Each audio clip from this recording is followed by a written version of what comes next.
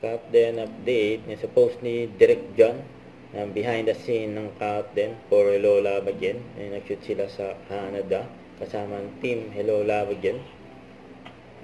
And dahil malapit na nga ipalabas, 2 weeks na lang mapapanood na sa sinihan ng Hello Love Again. And happy Halloween.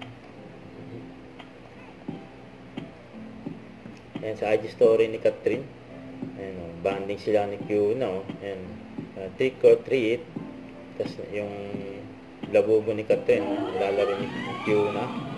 At ito pa yung event ni Catherine nakarang araw for Gay Taste White.